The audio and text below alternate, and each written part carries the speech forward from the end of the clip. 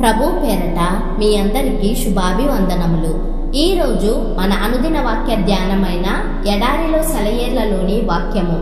అప్పుడు చూపునకు వికారమై చిక్కిపోయిన ఆ ఆవులు చూపునకు అందమై బలిసిన ఆవులను తినివేయుచుండెను.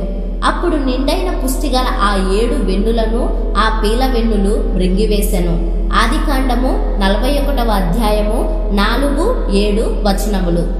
ఆ కళను ఉన్నదున్నట్టుగా చూస్తే మనకొక హెచ్చరిక కనిపిస్తుంది.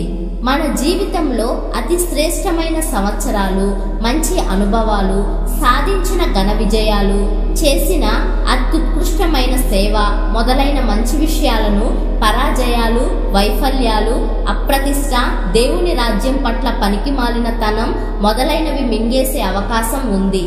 వాళ్ళ జీవితాల్లో ఘన విజయం సాధిస్తారని అందరూ ఎదురు చూస్తే వాళ్ళు ఊహించలేనంత అట్టడుక్కి దిగజారిపోయిన సందర్భాలు ఉన్నాయి. ఆలోచిస్తే బాధేస్తుంది, కానీ ఇది నిజం. ఒక భక్తుడు చెప్పాడు, ఇలాంటి విచారకరమైన విషయం నుండి తప్పించుకోవాలంటే ఒకటే సాధనం. ప్రతి దినం, ప్రతి గడియ దేవునితో ఓ వినూత్నమైన తాజా సంబంధాన్ని తిరిగి కల్పించుకోవడం.